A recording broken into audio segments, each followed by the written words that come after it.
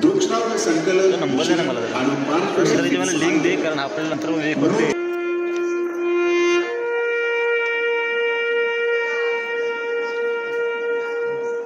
ब्रिटिशांनी दिलेल्या 2 जन्मठेपींचा अवधी 24 डिसेंबर 1960 या दिवशी पूर्ण झाला.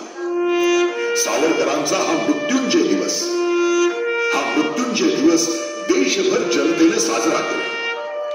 त्यानिमित्तानं 15 जानेवारी 1961 या दिवशी पुण्यात एक तेजस्वी भाषण झालं.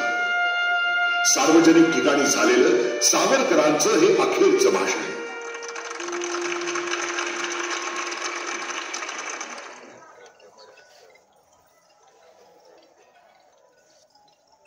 हिंदू बंधूजन हो, माझ्या वतीने माझे लोक माझा आदर करावा म्हणून अर्ज करतात, आवेदने करतात की सावरकरांची जहागीर आता तरी मुक्त करा. त्याचे घर त्यांना परत दे बाबा, त्यांना भारतरत्न ही उपाधी बहाल करा. परंतु मला काय कौतुक आहे या उपाधीचे, काय अर्थ आहे भारतरत्न हे शब्द माझ्या छातीवरती बसून माझ्यापाशी 50 पदव्या लटकलेल्या आहेत. नागपूरचा LID आहे, मुंबई विद्यापीठाचा पुन्हा PA झालो. परीक्षा न देता मी पुण्याचा डॉक्टर आहेच मी, पण तुम्हाला त्याचा काही उपयोग आहे का? काही नाही. मला कोणी विचारलं तर मी सांगतो की मला माझी जहागीर नको. अरे पाकिस्तान वगळता एवढा 3/4 हिंदुस्थान परत मिळाला माझा, त्यात काही माझी जहागीर आली नाही. मी अतिशय समाधानात आहे.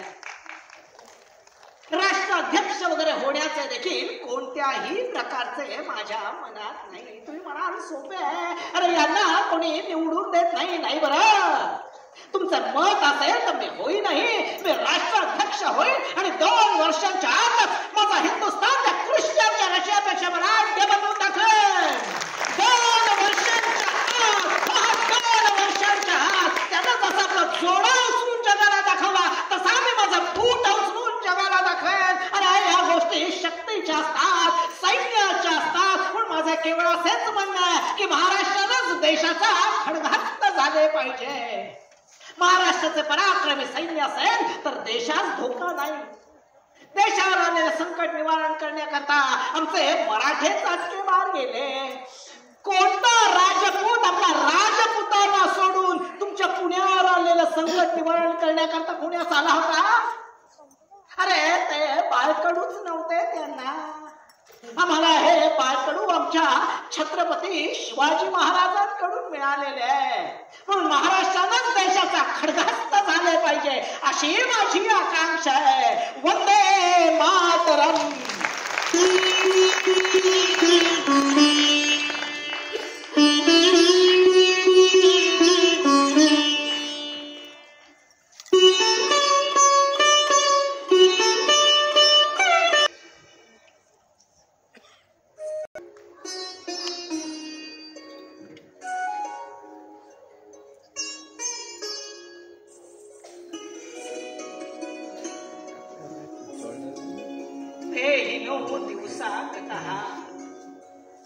गेले ते दिन गेले.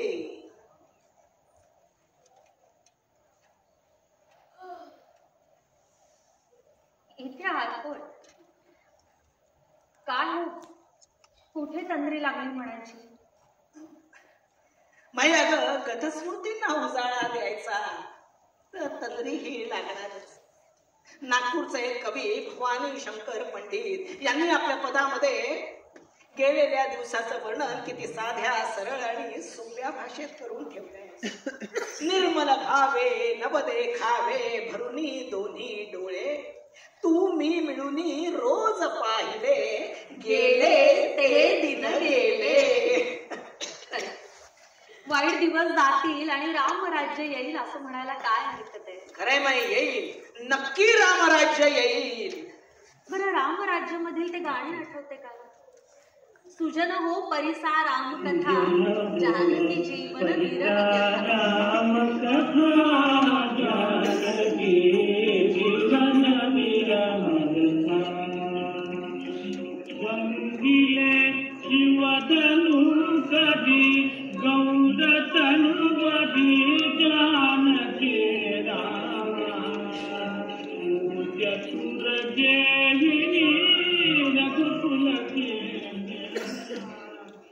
रामराज्य या चित्रपटासाठी मी गीतं लिहावी असं विजय भट नावाच्या एका गुजराती रस्ताच वाटत असे. तोच निर्माण करता होता या चित्रपटाचा.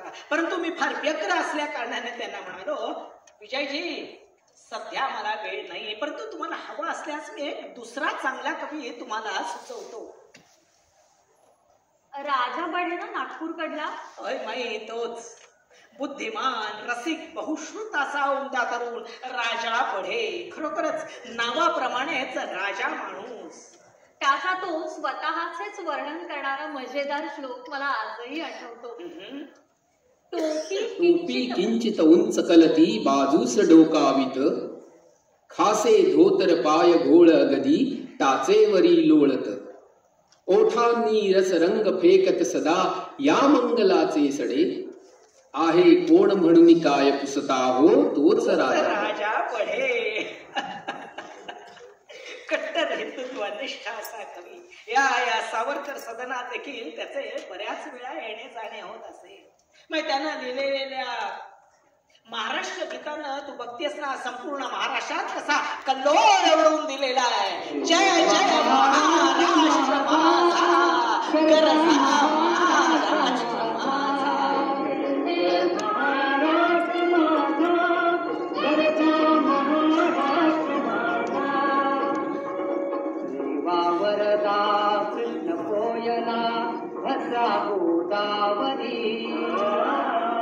कपणाचे भरती पाणी मातीच्या आकरी, हिमथडीच्या चट्टानाळा, हिमथडीच्या चट्टानाळा, यमुनेचे पाणी पाजा. नाही, अनंतराव भेडे गुरुजींनी मला एकदा वर येऊन सांगितले की तुम्हाला भेटायला भालजी पेंढारकर आणि पृथ्वीराज कपूर आले. भालजींनी मला आधीच कल्पना देऊन ठेवली होती की पृथ्वीची हे हिंदुत्वास अनुकूल आहे. खर्जातील त्यांचा तो आवाज, उंच पेशावरी बांधा, दोघेही वर आले आणि मला म्हणाले नमस्ते. मीही त्यांना म्हणाल नमस्ते, आइये आइये. मग पुढे भालजींनी सुरुवात केली. तात्या, खूप दिवसांची इच्छा होती आपणास भेटायची. नवीन चित्रपट अर्थसहाय्याच्या संदर्भात माझ्या मुंबई स्वाऱ्यावर आलो की मुंबईला चेंबूरमध्ये आमच्या पृथ्वीराजींकडे चक्कर होत.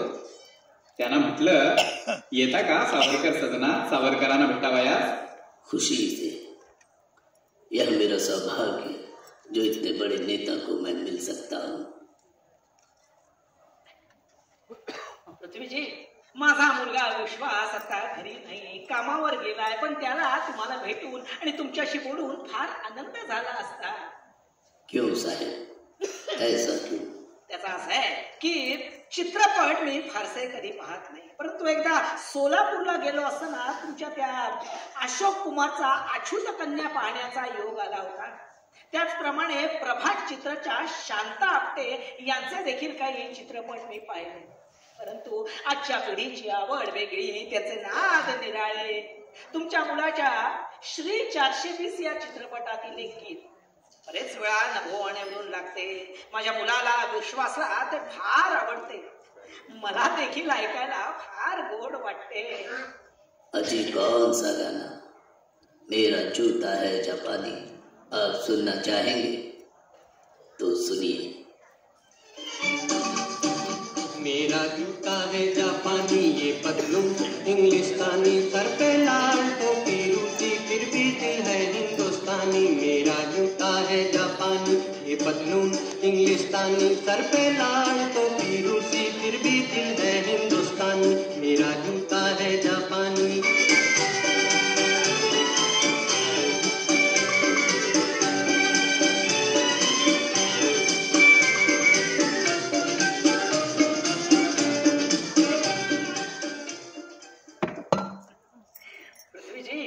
आपणास विदित आहे की मी स्वदेशीचा कट्टर पुरस्कर्ता. त्यामुळे तुमच्या मुलानं जपान, रशिया आणि इंग्लिशहून आणलेल्या वस्तू मला अजिबात मान्य नाही. परंतु एक गोष्ट मात्र चांगली आहे की त्याचे दिल हिंदुस्थानी आहे. तुमची सारी कहाणी मला मी दिल्लीला असताना समजली. हिंदुत्वासाठी तुम्ही जो त्याग केला तो फार मोठा आहे. 45 लक्ष रुपयांची तुमची मत्ता भस्मसात झाली. खूप वाईट वाईट वाईट वाटले. तुमचे सारे उमेद सारे स्वप्न साऱ्या आकांक्षांचा चुराडा सारं आयुष्याच्या शून्यवत झालं असताना तुम्ही पुन्हा नव्या उमेदीनं फिनिक्स पक्षी जसा राखेतून पुन्हा उभा राहतो तसे उभे राहिलात. खरोखरच तुमची स्तुती करावी तेवढी थोडीच. ये हमारे भाजी पेंडारकर है ना, ये आपके व्यवसाय का अनमोल हीरा है, हीरा. सावरकर साहब, मैंने इनके महारथी कर्ण में काम किया. मेरा बेटा राज कपूर इनके ही फिल्म वाल्मीकि से अपने करियर की शुरुआत कर सका. सारा भालजी बाबा का आशीर्वाद है. इतना ही नहीं, मुझे बात दोहराने में बिल्कुल उलझन नहीं कि फिल्म लाइन में इनकी जैसी मदद शुरुआत में हमारी किसी ने नहीं की. सावरकर साहब, महर्षि वाल्मीकि हमारे भालजी बाबा के प्रभाकर पिक्चर्स की 1946 की फिल्म थी. राज ने कुमार राज के नाम से नारद का किरदार निभाया था. मैं वाल्मीकि बना था और मशहूर अभिनेत्री शांताबाई आप्टे ने मेरी अर्धांगिनी का रोल इसमें निभाया था. राज का चेंबूर का ये जो स्टूडियो है वो भालजी बाबा की ही देन है. पहले फिल्म का मेहनताना 12,000 रुपए बाबा राज को देना चाहते थे. मैंने मना किया. इतनी बड़ी रकम छोरे के हाथ में मत दीजिए. तो बाबा ने यह स्टूडियो की जमीन राज को खरीद कर दी. सच कहा पृथ्वी जी आपने. जवान बच्चों के हाथ में पैसे नहीं देने चाहिए. बच्चे जल्दी बिगड़ जाते हैं. काय भालजी? तात्या, संस्काराचा भाग आहे तो. चांगली मुले ती चांगलीच. मुलाला बिघडायला काय 12,000 रुपये नको. तो मुलगा 120 रुपयातही बिघडू शकतो. खरंय ना पृथ्वीजी, मी बोलतोय ते. भालजी, तुमच्या बोलण्यामध्ये तथ्यांश आहे. परंतु मोठ्या माणसांची मुले ही शिस्तप्रिय आणि सरळ मार्गी असतीलच असे नाही. आणि याचे मुख्य कारण म्हणजे लहानपणापासून त्यांच्या हातामध्ये पैसा खेळत असतो. आणि माणसाच्या आयुष्यात त्याला बिथरवून टाकण्याची सगळ्यात महत्वाची गोष्ट कोणती असेल तर ती म्हणजे सबसे बडा रुपया. काय माई? अगदी खरे बाई. बरं, आपल्या प्रभातचं लग्न जमण्यास पुण्यातली जी मंडळी कारणीभूत ठरली त्यात सुधीर फडके नावाचा जो तरुण आहे त्याचाही विसरता येणार नाही.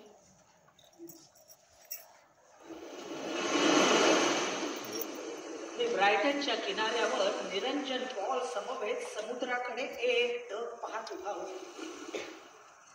भूमातेच्या चरण स्पर्शानं पावन झालेल्या त्या सागर लहरींकडे पाहून माझं मन भरून आलं. डोळ्यातून घळघळ अश्रुधारा वाहू लागल्या आणि ओठातून ते काव्य बाहेर पडलं. सागरा प्राण तळमळला.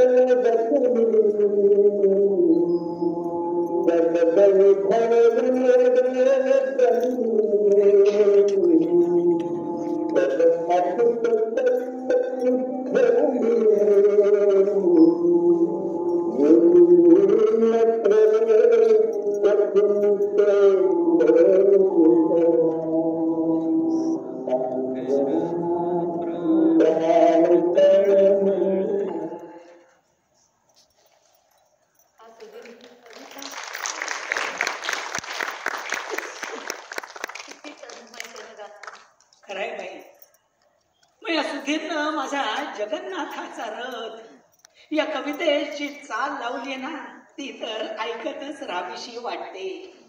ऐश्वर्ये भारी अशा या ऐश्वर्ये भारी, महाराज आपुली कथा ना कुठे निघे स्वारी.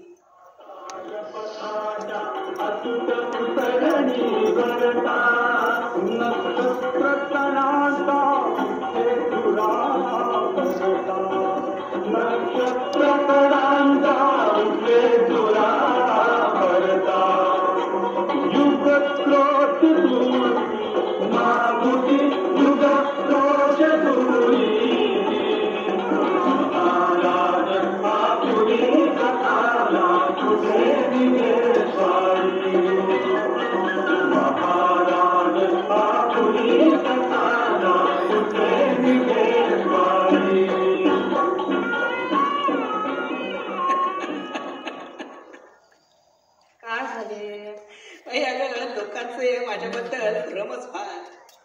मी तुसडा आहे, माणूस गाणा आहे, संगीतातील मला काहीच कळत नाही असं. परंतु माझ्या परिचयातील टीकाकारांना मी सांगतो की तुम्हाला जर माझा आवाज आणि गाणे ऐकायचं असेल ना, तर मी स्नानाला गेलो असताना माझ्या न्हाणीघराचे बाहेर येऊन उभे राहा. ते सोडा, संगीत उशापच्या वेळी चिंतामणराव कोल्हटकर संगीतकाराची अडचण सांगू लागले, तर आपण स्वतः संवादिनी घेऊन 2 दिवस ताली लावत बसला होता. शेवटी कोल्हटकरच म्हणाले, तात्या धन्य आहे तुमची. गेले ते तिनं गेले. बरं, गाण्याचा विषय निघालाच आहे, तर एक नाव विसरलात की काय? लता. लता बद्दल बोलतेस तू. लताला विसरणं कसं शक्य आहे? देवा घरचे देणे आणि ईश्वरा घरची वीणा आहे ती. मला आवडतात ते पदार्थ की लता माझ्यासाठी घेऊन येत असे. काय आठवतंय ना, तिच्या बरोबर कधी तिच्या मातोश्री असत, तर कधी तिची भावंड.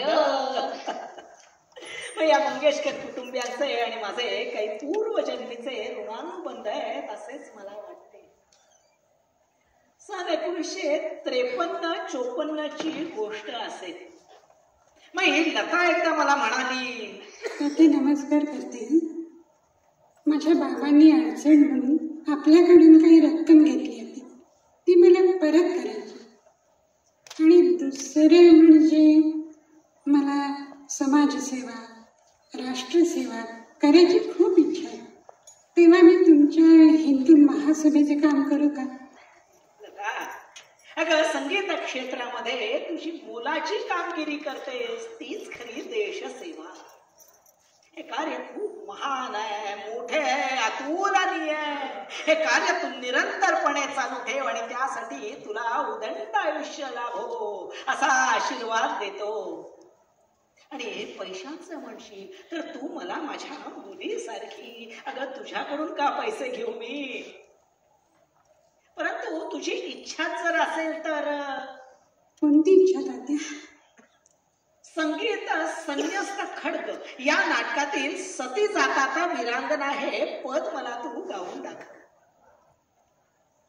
आई, मग पुढे क्षणाचाही विलंब न करता लतानं आकाशाला गवसणी घालणारी ती तान घेतली आणि ते पद मला गाऊन दाखवले.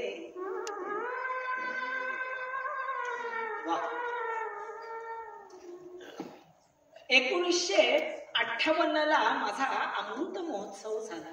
तेव्हा हार, पुष्पगुच्छ, मायेची शाल आणि चांदीचे तांब्या भांडे घेऊन सारी मंगेशकर मंडळी माझ्या भेटीसाठी आली होती. काय आठवतंय ना? आठवतंय तर. पुढे एकदा लता आपल्याला भेटण्यासाठी आपल्या सदनी आली होती.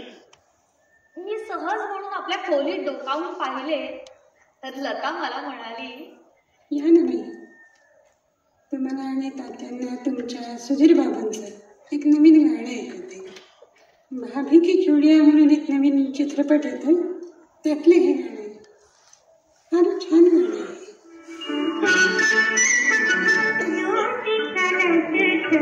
चले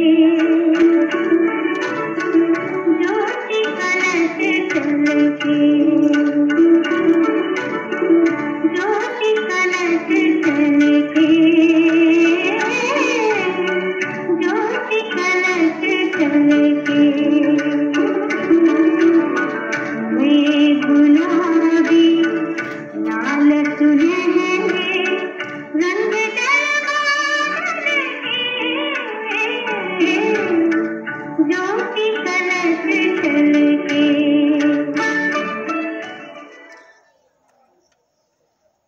फार लाघवी अशी मंगेशकर मंडळी आहे. मला चांगले स्मरते हा दीनानाथ रत्नागिरीला मी असताना मी चालवत असलेल्या आंतरजातीय सहभोजनाच्या वेळी आपल्या मुलीला लताला घेतला होता. तेव्हा ही लता 5-6 वर्षांची असेल. पुढे सांगलीला बस स्थानकाच्या मागे याचे 2 मजली घर होते. तेथे देखील मी जाऊन याचे मला चांगले स्मरते. बरं मलाही काही स्मरते. सांग, लताच्या आईस म्हणजे माईला आपण रत्नागिरीला जी सूचना केली होती त्याचे मला आजही हसू येते. कोणती सूचना माई? सांगते. माई आपल्या पतीचा उल्लेख सारखा मालक मालक असा करीत होत्या, तर आपण आपल्या भाषा शुद्धीचा प्रयोग त्यांच्यावरही केला. त्यांना सुचवले मालक ऐवजी धनी म्हणा. अजून एक आठवण म्हणजे सुरेली चित्रपटाच्या निमित्त लता काही कलाकार मंडळींना घेऊन आपल्या सदनी आली होती. तर ती त्यांना काय म्हणाली, आम्हा सर्व मंगेशकर कुटुंबियांच्या हृदयावरती तात्या हे नाव कायमचे कोरलेले आहे. आपण मदर इंडिया असे म्हणतो, पण भारत मातेचा खरा पुत्र मी तुम्हाला दाखवते. ते पहा, पहिल्या मजल्यावरचे आमचे तात्या. त्यांना जग सावरकर म्हणून ओळखतं, पण तेच आहेत खरा भारत मातेचा सुपुत्र.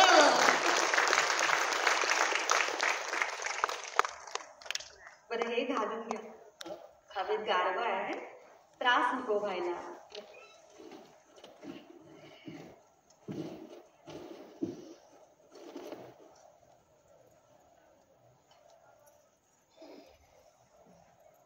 काय हो असे काय पाहताय? काही नाही, सहजच. मग एक गोष्ट तुला सांगायचीच राहून गेली. मध्यंतरी पुण्याहून सुंदराबाई भोपटकर, गोखलेबाई तसेच सुमित्राबाई सरंजामे या महिला काही कामानिमित्त माझ्या भेटीसाठी आल्या होत्या. मुद्द्याचं बोलून झाल्यावर त्या मला म्हणाल्या, तात्या आता तरी माईंना थोडे स्वातंत्र्य द्या, त्यांना पुण्याला पाठवा, मला त्यांचा सत्कार करायचा आहे, त्यांचं भाषण आम्हाला ऐकायचंय. काय यमुनाबाई विनायकराव सावरकर, जाता का तुम्ही पुण्याला भाषण करायला? म्हणजे विश्वास आणि सुनबाई माहेरी गेल्याचं पाहून माझी थट्टा चालवलीये. यमुनाबाई अहो खरंच म्हणतो मी, तुम्ही भाषण करायला माझी काही हरकत नाही. जा हो तुम्ही पुण्याला. नको बाई, तो प्रांत तुमचा. तुम्हाला काय, 10 दिशा मोकळ्या होत्या. देशात आपली ठिकठिकाणी भाषणे झाली, पण मला ते ऐकायचे भाग्य कुठे लाभले. हा मध्यंतरी साहित्य संमेलनाच्या अध्यक्षपदावरून आपण जे भाषण केले त्याचा काही भाग आपल्या तोंडून ऐकायला मिळाला काय तो तेवढाच. माझं विश्वमूर्ती काय, सावरकर सदनाच्या या भिंती. मग माई बंद करत्या खिडक्या. काय बंद करत्या खिडक्या? खिडक्या कशा बंद कर.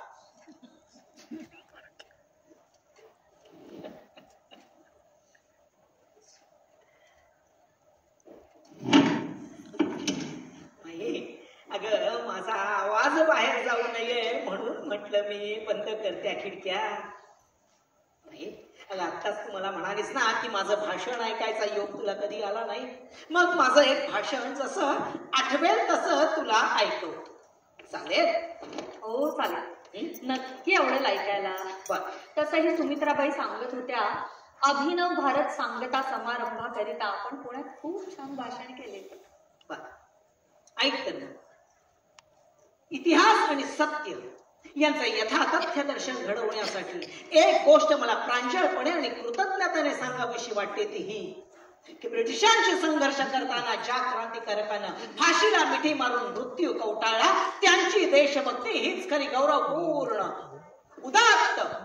सुभाष बाबूंचे नाव करताच काँग्रेसचे लोक अस्वस्थ होतात, परंतु सुभाष बाबूंच्या धैर्यापुढे आणि शौर्यापुढे काँग्रेस जनाच्या माना खाली जातात. यासाठी सेनेचा मार्ग मोकळा करण्यासाठी ते चालक सर्वात पुढे जातात अथवा आघाडीवर असतात. तेच कार्य देश स्वातंत्र्यासाठी झगडणाऱ्या क्रांतिकारकांचे आहे. अभिनव भारत आणि बंगालच्या क्रांतिकारकांचे अचाट शौर्य दाखवले, त्यामुळेच जनता जागृत झाली. अभिनव भारतानंच देशाला पहिला राष्ट्रध्वज दिला. 1857च्या स्वातंत्र्य समरापासून ते 1946च्या नौदलाच्या मुंबई येथील संपापर्यंत जी जी आंदोलन देशात झाली, त्यामुळेच देशाला स्वातंत्र्य मिळाले. हा इतिहास लपवण्याचा प्रयत्न होईल, परंतु कोणी कितीही प्रयत्न केला तरी सत्य हे फार काळ लपून राहू शकणार नाही. देश स्वतंत्र झाला. देशाची 3/4 पिढी मुक्त झाली. परंतु तिच्या तीरावर पवित्र वेद सुक्ते रचली गेली. यज्ञ यागातील पवित्र मंत्र घोष दुमदुमले. त्या सिंधूचे अद्याप विमोचन व्हायचे. सिंधू नसते तर हिंदू नसते. सिंधू विना हिंदू हा शब्दच निरर्थक आहे. तिच्या काठावर बसून आमच्या प्राचीनतम ऋषींनी ऋचांची साम गायन केली. जिच्या पुण्य सल्लाने संध्या वंदनातील अर्घ्य दिले. जिच्या उत्तमातील उत्तम सुक्ते रचली गेली. त्या अमृतमे देवी तमे नदी तमे सिंधू, आम्हाला तुझा कधीही विसर पडणार नाही. ती म्हणाल सिंधूला विसरा, तिचं नाव तुमच्या मंत्रातून काढून टाका, अन्यथा सोमे घुमे तुमचा द्वेष करतील. सिंधूचे नाव काढून टाका म्हणजे छजा. साऱ्या जगानं आमचा द्वेष केला, आता साऱ्या जगाचा आम्हाला द्वेष करायला लागला तरी चालेल, परंतु सिंधू ना हिंदू अर्थावाचून शब्द प्राणावाचून कुणी अशक्य अशक्य. जोपर्यंत एक हिंदू जरी जिवंत आहे तोपर्यंत सिंधू विसरणे शक्य नाही. हे सूर सरिते सिंधू, साऱ्या जगाला तुझा विसर पडला तरी आम्हाला तुझं विस्मरण होणार नाही. आज नवध्या कधी ना कधी तर उभा महाराष्ट्र उठून तुला पुन्हा मुक्त केल्याशिवाय राहणार नाही. वंदे मातरम.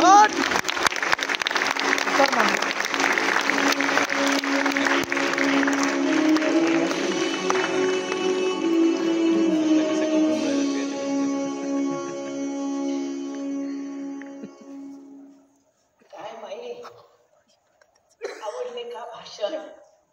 नाही, भाषा कठीण वाटली का?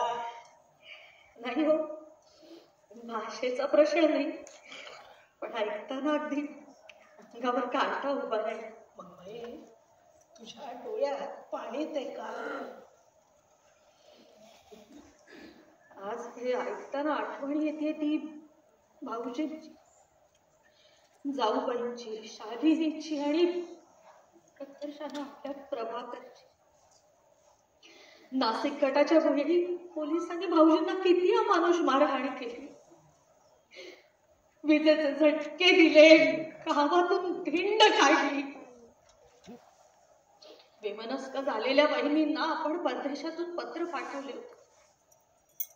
निराधार परंतु धैर्यवान अशी ती स्त्री पत्र वेळोवेळी वाचून स्वतःची समजूत काढत असते. त्यांनी म्हणलेल्या त्या ओव्या ऐकून ऐकून मलाही आठ आलं. जयासी तुगा प्रतिपाळिले, मातेचे स्मरण होऊन दिले. श्रीमती बहिणी वत्सले, बंधू तुझा तो तुझनवी. धन्य धन्य आपुला वंश, सुनिश्चय ईश्वरी अंश. की राम सेवा पुण्यदेश,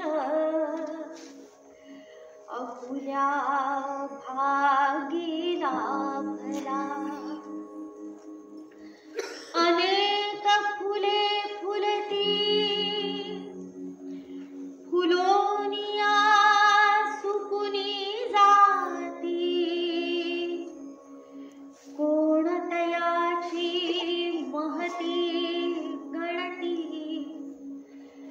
हे विरी असे. परिजे गजेंद्र शुंडेने उपटिले श्री हरी साधी मेले कमल पुष्पते अमर ठेले मोक्षदाते पावन अमर होयती वंशलता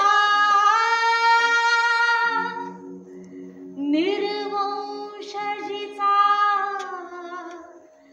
देशा करिता दिगंती पसरे सुगंधिता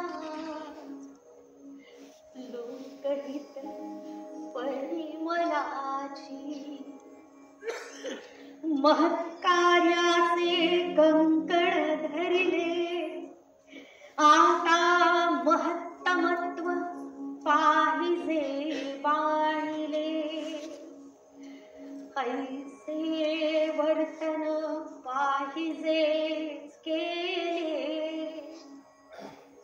की जे वसंत पडले संतांना की जे वसंत पडले संतांना. शांत हो बाई, शांत हो, नको रडूस. अगं तो काळ आठवला म्हणजे माझं मन देखील भरून येत. मी आपली शादी तर बालवयातच केली, परंतु हा करला माझ्या प्रभेला काळात आपल्यापासून काही राहून गेलं ग. मलाही सारा लख आठवतोय. प्रभाकरचा नेहमीचा गंगा बडबड ऐकू आले नाही म्हणून त्याच्या अंगाला हात लावला तर तापाचा कलर झाला होता. अंगावर बारीकशी उघड दिसत होती म्हणून बाईंनी त्वरित वैद्याचे औषध पाणी सुरू केले. कोणीतरी सुचवले कोमट पाण्याने आंघोळ घाला. खर तर या रोगाच्या शरीराला पाण्याचा स्पर्शही होऊ द्यायचा नसतो. पाणी थोडेसे जावयाचे आणि मी आंघोळ घातली. परिणाम उलटा झाला, पोट चिघळले. तरी परदेशी जाताना आपण निक्षून सांगितलं होतं की प्रभाला देवीची लस द्या, पण अनावधानाने तसे घडले नाही हो. आई देवी माझ्या पाखराच्या जीवावरच उठली हो. वाद झाला. वादातही तो कडे दूध मागत होता. मला दूध दे ग, कडी दे. पण त्या दैनावस्थेच्या काळात मी त्याला वाटीभर दूध सुद्धा देऊ नाही शकते.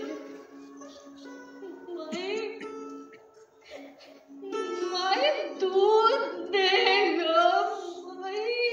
दूध. माझ्या प्रभानं माझ्या मांडीवर प्राण सोडले. 4 वर्षांचा माझा गोळा राजा मला सोडून दूर दूर दूर गेला. शांत, नको गरडूस. अगं माणसाचं आयुष्य हे सुख दुःखानं बांधलं गेले आहे. मी आपली शालिनी आणि प्रभाकर बालवयातच गेले, परंतु आपल्या प्रभाचा आणि विश्वासा प्रतिभा तर तू आपल्या जीवाची गादी आणि डोळ्यांची सावली करूनच केलास ना.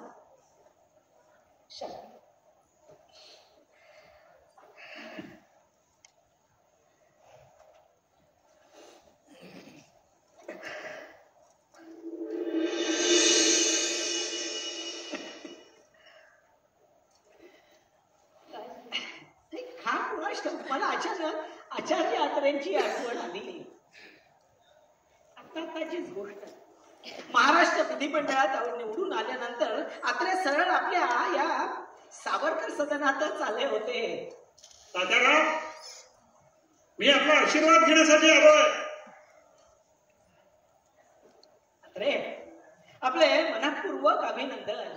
संयुक्त महाराष्ट्राचा लढा तर तुम्ही कसा अगदी एक हाती आणि सिंहासारखा लढवला. आता विधिमंडळ देखील गाजवा. लोकांचे प्रश्न आणि त्यांच्या अडचणी सोडवण्याचा मनापासून प्रयत्न करा. यशस्वी व्हा.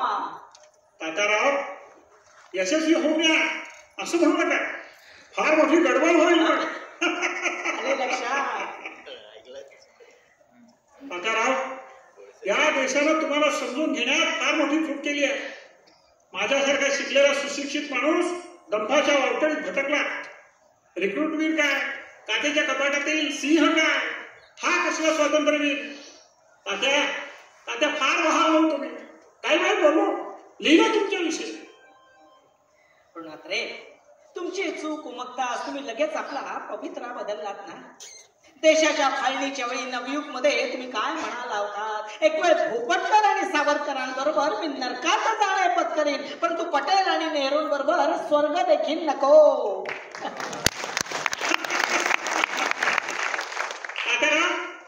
आपल्याला म्हणतं का तुमच्या पुण्यातील आगमनापर्यंत या देहास बाबूराव किंवा प्रिन्सिपल अत्रे असं म्हणून लोक पुकारित असत.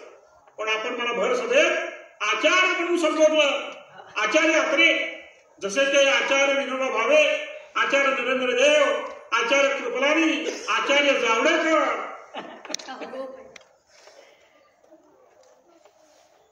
परंतु बाई, आत्रेंनी देखील माझा गौरवच केला की. फार पूर्वीची गोष्ट आहे, म्हणजे सन 1924 पुण्याच्या सदाशिव राजाराम रानडे या शिक्षकांनी माझे जगातील पहिले चरित्र लिहिले आणि त्याला प्रस्तावना लिहिली होती ती साहित्य सम्राट न.ची केळकर यांनी. त्या केळकरांनी माझा उल्लेख सर्वप्रथम स्वातंत्र्यवीर म्हणून केला. परंतु हा ओझरता उल्लेख फारसा कोणाच्या वाचनात आला नसावा. परंतु आत्रेंनी अनेक सभांमधून आणि हजारोंच्या संख्येपुढे मला स्वातंत्र्यवीर म्हणून संबोधले. खरोखरच आत्रे धन्य आहे हो तुमची. माझी कसली धन्य? धन्य तर तुम्ही आणि तुमचे हे जीवन चरित्र. तात्याराव, तुमचे विचार समजावयास खूप वेळ जावा लागतो. भाषा शुद्धीचं महत्व आता कुठं लोकांना कळायला लागलं. नभोवाणी, आकाशवाणी, विधिमंडळ, महापौर ही सारी तुमचीच देणगी आहे. शिवाजी महाराजांच्या प्रेरणेनं रघुनाथ पंडितांनी जसा राज्य व्यवहार कोश बनवला होता, त्याचप्रमाणे भाषा शुद्धीचं आपलं कार्य आहे. आपलं सारं दूरदृष्टीचं. सामान्य माणसाला समजावयास आणखी 20-25 वर्ष लागतात. आपला सैन्य भरतीचा उद्देश भल्याभल्यांच्या लगेच लक्षात आला नाही. अखिल भारतीय मराठी साहित्य संमेलनात मुंबईला आपण अध्यक्ष म्हणून प्राप्त परिस्थितीत लेखण्या मोडा आणि बंदुका हाती घ्या हा जो संदेश दिला, ती काळाची गरज होती. तो संदेश स्वातंत्र्याकांक्षा प्रेरित होता. हे पोटभरू भित्रट लोकांना समजलं नाही. त्यात तुमचा दोष नाही. साहित्य सेवा ही स्वातंत्र्यात जास्त चांगल्या रीतीने होऊ शकते, त्यासाठी हा संदेश त्यात होता. आत्रेंसाठी मागवलेला तो हार उचलून मी आत्रेंच्या गळ्यात घातला. अरे, फार भावना प्रधान आणि मनस्वी आहात. तुमच्या विचारांचं लंबक एकतर या टोकाला जाईल, नाहीतर त्या टोकाला. सुवर्ण मध्ये असा हा तुम्हाला नाही, परंतु हा आपला स्वभाव आहे आणि त्यातच तुमचे खरे यश आहे. असं म्हणताच आत्रेंचे डोळे चमकले आणि मी गळ्यात घातलेला तो हार कुरवाळतच आत्रे मला म्हणाले, विधानसभेत हा हार मी सर्वांना दाखवणार आहे आणि सांगणार आहे, स्वातंत्र्यवीर सावरकरांनी मला घातलेला हार आहे. ते नवलच बाई. अगं, आत्रेंची आठवण निघाल्यावर नागपूरच्या उभा भावे यांचा तरी विसर कसा पडावा. थोडासा ज्वालाग्रही असलेलाच हा माणूस. कथा काय, कादंबरी काय, नाटक काय, इतिहास काय, पत्रकारिता काय, लेखणीच्या प्रत्येक प्रांतात वावरणारा हा साहित्य. मग त्यानं लिहिलेल्या रक्त आणि अश्रू वाचल्यावर मुठी आवळल्या गेल्या नाहीत किंवा डोळ्यात पाणी तरुण आले नाही ना, तरच नवल. आदेश आणि सावधान या वृत्तपत्राची आग त्यांनी आपल्या हाती घेतली आणि त्याच्या सर्वस्वाची होळी झाली. चित्रपटातील एखादा नायक शोभावा असं हे याचे व्यक्तिमत्व. भाषा प्रभू म्हणून त्याचा उल्लेख केला तरी अतिशयोक्ती ठरू नये असे हे नागपूरचे पुरुषोत्तम भास्कर भावे. एकदम मौजच झाली हो. आपण सांगितले होते की आगंतुकांना सांगायचे हे घरी नाही. साहब घर पर नहीं है. तर हे पत्नीच घेऊन हजर. तरी मी निर्वाणीच्या सुरात 2-3 वेळा सांगितले की अहो हे घरी नाही. तरी दोघे जाण्यास तयार नाही. वरून भावे मिश्किलपणे हसले आणि मला म्हणाले, माई, आम्ही सदनात प्रवेश करताना वर पाहत होतो. तात्या खिडकीत उभे होते.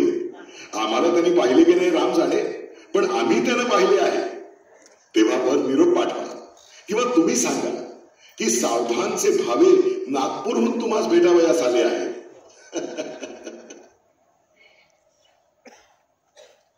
आज आठवणींची इतकी पाने उलगडली, पण एका गांधी टोपीला विसरलात की काय? गांधी टोपी आणि मी? कोणाबद्दल बोलतेस तू? अहो आपले शेजारचे तात्या. तात्या?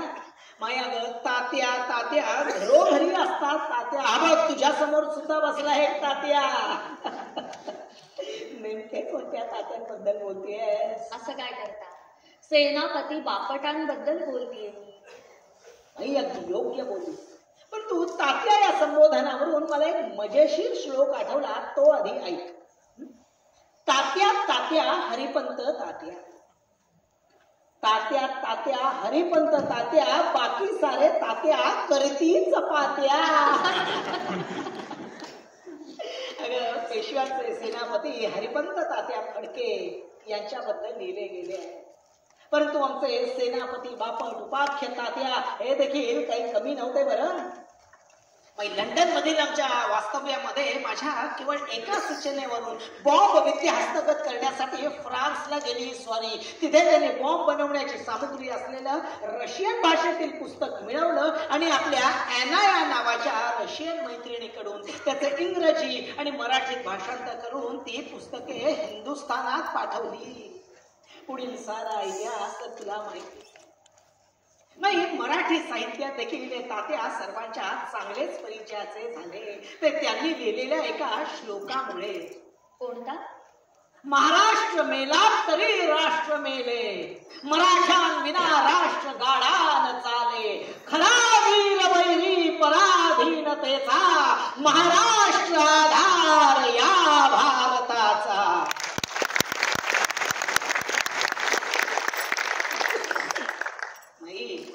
अगं आठवणींची उजळणी करायची झाली तर तुला सांगतो, रत्नागिरीमधील आपल्या वास्तव्यामध्ये शेठ भागोजीराव कीर यांनी माझ्या सांगण्यावरून अखिल हिंदूंसाठी पतित पावन मंदिराची स्थापना केली. तेव्हा जगद्गुरु श्री शंकराचार्य उघडपणे काय म्हणाले होते? पतित पावन मंदिराच्या स्थापनेमुळे रत्नागिरी हे काशी सारखे दुसरे तीर्थक्षेत्र झाले आहे. आणि माई तू देखील रत्नागिरीला असताना सकल महिलांसाठी हळदी कुंकवाचं समारंभाचं आयोजन केलं होतंस काय? हे सुद्धा समतेच्या दृष्टीने पुढचे पाऊलच नव्हते का? माझे कौतुक काय ओढत. पण थोर समाजसेवक कर्मवीर विठ्ठल रामजी शिंदे आपल्याबद्दल काय म्हणाले होते? अवघ्या 7 वर्षात हिंदू समाजात प्रचंड क्रांती घडवून आणलेल्या या स्वातंत्र्य वीरास देवाने माझे उर्वरित आयुष्य देऊन टाकावे. असो माहिती तुला सांगतो, क्रांती मग कोणतीही असो, माझा सदृढ विश्वास आहे की अतिरेकी अहिंसा ही राष्ट्र निर्माण आणि राष्ट्र रक्षणासाठी घातकच आहे. त्याचं असं आहे नाही की महाभारतातील योगेश्वर श्रीकृष्णाने सांगितलेला अर्धवटच श्लोक आम्हाला शिकवला गेला, अहिंसो परमो धर्म. परंतु पुढील अर्धा श्लोक कोणी सांगायचा? धर्म हिंसा तथैव च.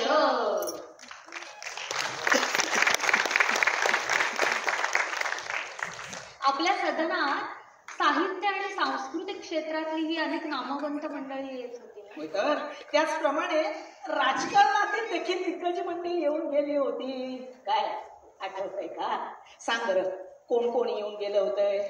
मंडळी येत असत, आपले त्यांच्याशी काय बोलणे होत असे ते बाई मला माहित नाही, पण काही नावं अगदी लख्ख स्मरणात आहेत. डॉक्टर बाबासाहेब आंबेडकर यायचे, आचार्य यात्रे यायचे, गोळवलकर गुरुजी यायचे, सुभाष बाबू यायचे, बाबू पुरुषोत्तम दास टंडन यायचे, बाबू जगजीवन राम आल्याचंही मला स्मरतंय. हो, डॉक्टर हेडगेवारही यायचे. बर, वा वा वा बाई, तुझी बुद्धी तर फार तीक्ष्ण आहे आणि स्मरणशक्ती सुद्धा फार चांगली आहे. एवढं कौतुक झालं तरी मी भरून पावले. नाहीतर काय, साधी आमटी भाजी भजी वडे चांगले झाले हे देखील सांगणे व्हायचे नाही. तू माझ्या पानात पडलेल्या अन्नाचा कण कण न कुरकुरता मी संपवत होतो, यातच सारे आले नाही का? शिवाय माझं अन्न ग्रहण झाल्यानंतर मी मोठ्याने नाही, परंतु मनातल्या मनातच अन्नपूर्णा सुखी भव तू असा आशीर्वाद देखील तुला देत होतो. ते तुला कुठे माहिती आहे?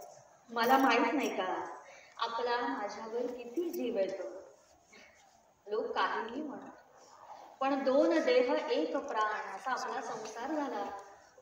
नभोवाणीवर ते गाणे लागते पहा, अगदी कोणते माई? तुझा आणि माझा एकपणा रे, तुझा आणि माझा एकपणा, कसा कळावा शब्दांना, तुझा आणि माझा एकपणा रे, तुझा आणि माझा एकपणा. दोन आपुल्या भिन्न आकृती, दोन आपुल्या भिन्न आकृती, अंतरात पण एकच प्रीती, काय कळते नयनाना, तुझा आणि माझा एकपणा रे, तुझा आणि माझा एकपणा, कसा कळावा शब्दांना, तुझा आणि माझा एकपणा. वा वा हे गीत तर फार सुंदर आहे आणि त्याहूनही महत्वाचं म्हणजे अजूनही तुझा आवाज मधुरच आहे. या गीताची चाल आणि शब्द तर सखस आहेतच, परंतु या गीतातील भाव देखील अगदी हृदयाला भेटणार आहे. मला वेडीला कुठलं आलं शब्द सुरांचं ज्ञान, कानाला गोड वाटत इतकंच. बर, मी काय म्हणते, आपण प्रभातला 4-8 दिवस बोलवून घेऊयात का? नाही, त्याची मुलंही लहान आहेत, तेवढंच ना सगळ्यांना बदल होईल. नाही नको, उगाच आग्रह करू नकोस.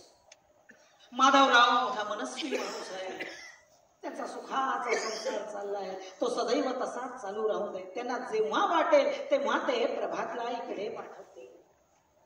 नाही, प्रभातची मला चिंता वाटत नाही, मला खरी काळजी वाटते ती आपल्या विश्वासची. अगं, मोकळ्या ढाकळ्या स्वभावाचा नाही हा माझा मुलगा. सतत दडपणाखाली असतो, कारण माझ्या राजकीय भूमिकेची छाया सदैव त्याच्या आयुष्यावरती पडलेली असते. त्यात लहान वयातच त्याला मधुमेहाने ग्रासले.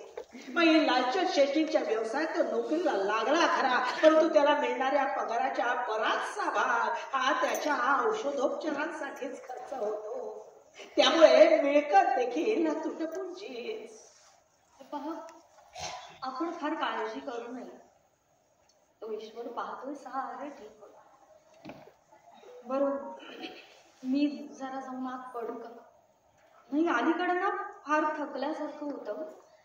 आपल्याला आठवत असेल तर झाडाला पाणी घालायचे म्हणून मोठाली झारी घेऊन मी बागेत आपल्या मागे मागे करत असे, पण हळू हळू हळू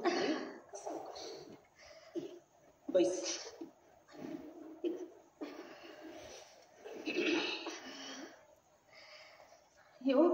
या अस्थिक शहानं ना जीव अगदी अर्थात.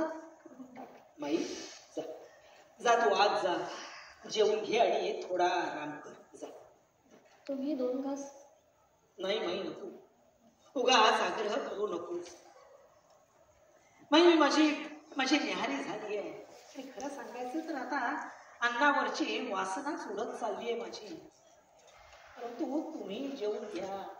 माई तुला माझ्या पाठीशी खंबीरपणे उभं राहायचंय. जा तू जेवून घे आणि थोडा आराम कर. सावकाश. आणि हो, माझ्यासाठी पिण्याचे पाणी तेवढे पाठवून दे. सावकाश. माईच्या प्रकृतीची तक्रार ऐकली म्हणजे माझं मन देखील व्याकुळ होतं. माझी माई म्हणजे माझी सावली आहे, सावली. सार्वजनिक जीवनात मी तिला कधी मिरवली नाही. लोकांना वाटे की या सावरकर माईंच्या बाबतीत फार निष्ठुर आहे, कठोर आहे, कोरडा आहे, परंतु ते खरे नाही. मग अशी माई म्हणाली त्याप्रमाणे भिन्नामुच्या 2 आकृती, अंतरात परी एकच प्रीती. अशी स्थिती आहे आम्हा दोघांची. अगं मा, पाणी हवे होते ना. मग या समाजाकडे पाहण्याचा माझा दृष्टिकोन हा नेहमीच विज्ञानवादी राहिला. माझ्या मते विज्ञानवाद म्हणजे समाज उन्नतीसाठी केलेलं एक कृत्य. गाय ही देवता नसून एक उपयुक्त प्राणी आहे हे मी केलेलं भाष्य, ज्याचा विपरीत अर्थ विरोधकांनी घेतला आणि माझ्यावर आग पाखड केली. खरं तर लोकांच्या भावना दुखावण्याचा माझा हेतू नसून या समाजाला अंधश्रद्धा होऊ नये हा माझा विचार होता. गायीच्या उपयोगितेविषयी माझ्या मनात तिळमात्र शंका नाही आणि म्हणूनच गाय ही पूजनीय नसून वंदनीय आहे. मला माहित नाही का, म्हणून तर बंगळुरू येथे दौऱ्यावर असता आपण डॉक्टर सेवी रामन यांना भेटण्यासाठी त्यांच्या संस्थेत गेला होता. डॉक्टर चंद्रशेखर व्यंकटरमण, भौतिक शास्त्रात नोबेल पारितोषिक मिळवलेला पहिला भारतीय शास्त्रज्ञ. पुढे भारत सरकारने त्यांना भारत रत्न देऊन त्यांचा गौरव देखील केला. मग चंद्रशेखरजींना माझी केवळ माहितीच होती असं नव्हे, तर बंगळुरू येथील त्यांच्या प्रयोगशाळेत मी गेलो असताना त्यांनी माझा आदर सत्कार तर केलाच, जणू काही माझी मिरवणूकच काढली.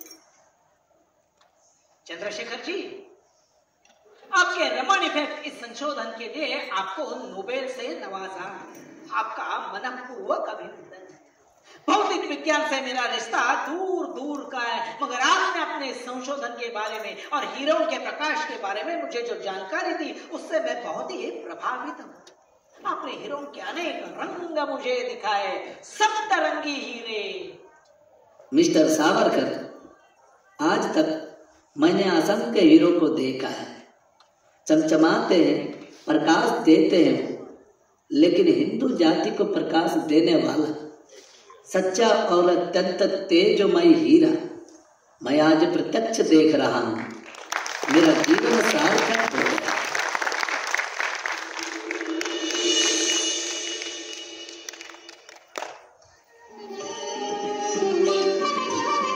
वो श्रद्धांजलि राष्ट्र पुरुष शतकोटि हृदय के कंठ खिले. आज तुम्हारी पूजा करने से तू हिमालय संग मिले. मैं हिंदुस्तान हिंदुओं का, ही घोषणा संपूर्ण भारतात होती आहे, परंतु ही कल्पना मूर्त स्वरूपात आणण्याच्या दृष्टीने कार्य करणारा युग प्रवर्तक अथवा शककर्ता म्हणण्याच्या योग्यतेचा खऱ्या अर्थानं कोण असेल तर ते म्हणजे आमचे सर संघचालक डॉक्टर केशव बळीराम हेडगेवार हे हो. खरंच डॉक्टर हेडगेवार अमर आहेत. डॉक्टर हेडगेवार आपल्याला भेटण्यासाठी रत्नागिरीला शिरगाव जवळ आपण दामल्यांच्या घरी राहत होतो तेव्हा आले होते. धिप्पाड देह यष्टीचे डॉक्टर शाब्दिक कोट्याही करून हसवायचे नाही. डॉक्टर आणि शाब्दिक कोट्या? नाही, मला नाही स्मरत. कोणती कोटी माई? हो, असं काय करता? बरं सांगते. येरवड्याच्या सुटकेवेळी कलेक्टर साहेबांनी काही अटी घातल्या होत्या. त्यानुसार आपल्याला आणि भाऊजींना एकत्र राहता येणार नव्हते. त्यानुसार आपली राहण्याची सोय सांगलीच्या पटवर्धन सरकारांनी रत्नागिरीच केली होती आणि भाऊजींची सांगलीला गुंडांच्या घरात. ठेवलं. तुमचे थोरले भाऊजी सांगलीला गुंड नावाच्या गृहस्थांच्या वाड्यावर राहिले होते तेव्हा डॉक्टर हेडगेवार सांगलीस त्यांच्या भेटीसाठी गेले होते. गुंडांच्या वाड्यावरून नंतर डॉक्टर रत्नागिरीस माझ्या भेटीसाठी आले. मला भेटताच डॉक्टरांनी मला पहिलाच प्रश्न केला. विनायकराव, आपण रत्नागिरात आणि गणेश पंतांना म्हणजे बाबारावांना गुंडांच्या घरात?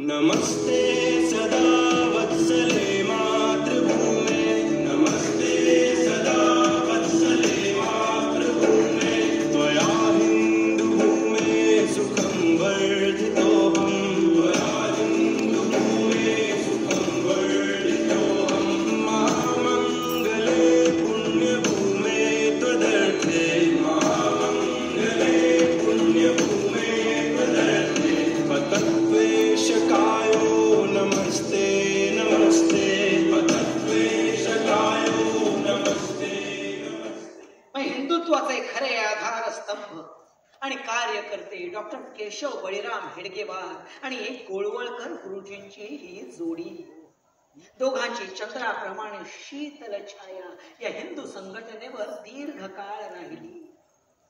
गोळवलकर गुरुजी आणि डॉक्टर हेडगेवार यांचे हिंदू महासंघटनेवर आणि देशावर अनंत उपकार आहेत. खरंय माई. बरोबर, मी घेते. 2 कामे राहिली तेवढी उरकून घेते. डॉक्टर हेडगेवार आणि गोळवळकर गुरुजी यांच्यासारखाच त्यागी आणि कळकळीने काम करणारा महापुरुष, सैनिकीकरणाचा कट्टर पुरस्कर्ता, त्याचप्रमाणे लोकमान्यांचा वारस शोभावा असा हे डॉक्टर बाळकृष्ण शिवराम मुंजे. जवळजवळ 10 वर्ष तरी डॉक्टर मुंजे भारतीय राजकारणाच्या केंद्रस्थानी होते. हिंदू महासभा मोठी करण्यात तर त्यांचा सिंहाचा वाटा होता. त्याचप्रमाणे हिंदू महासभेचे नेतेपण यांनी मला हसत हसत बहाल केले.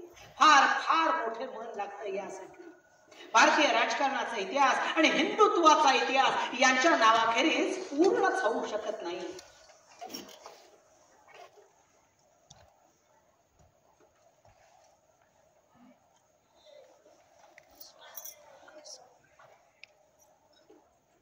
आज मला प्रकर्षाने आठवण येते ती माझ्या गुरुस्थानी असलेल्या लोकमान्य बाळगंगाधर टिळक यांची. लोकमान्यांबद्दल काय बोलू मी. मला अंदमानातून परत आणण्यासाठी लोकमान्यांनी अतोनात प्रयत्न केले. त्याचप्रमाणे दादासाहेब खापर्डे हे देखील प्रयत्नात होते. पुढे लोकमान्य निवर्तल्यावर सर ए रंगस्वामी अय्यंगार यांनी मार्च 1921 मध्ये दिल्लीच्या काउन्सिल ऑफ स्टेट्स म्हणजेच केंद्रीय विधिमंडळामध्ये आम्हा सावरकर बंधूंच्या मुक्ततेचा ठराव मांडला. त्याचप्रमाणे त्यांनी आम्हा सावरकर बंधूंची हमी आणि जोखीम देखील घ्यायची तयारी दर्शवली होती.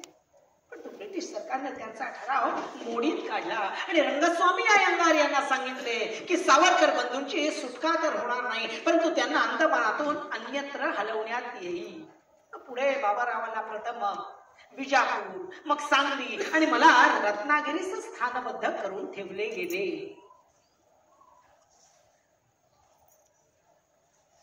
पुढे 6 वर्षांनी म्हणजे सन 1927 ला डॉक्टर बाबासाहेब आंबेडकर यांनी माझ्या पूर्ण मुक्ततेची मागणी मुंबई विधिमंडळामध्ये मुंबईच्या राज्यपालांपुढे केली.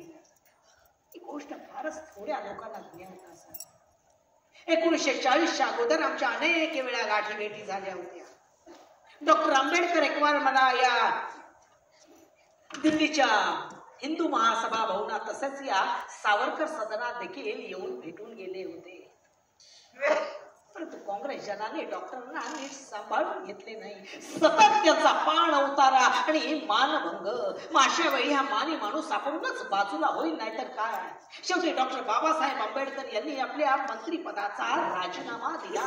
काँग्रेस जनाने तो घेतला, कारण त्यांना विचारणारे कोणीच नव्हते. सी.डी. देशमुख जात आहेत, जाऊ द्या. डॉक्टर आंबेडकर जात आहेत, जाऊ द्या. अशी ही निष्काळजीपणाची भूमिका.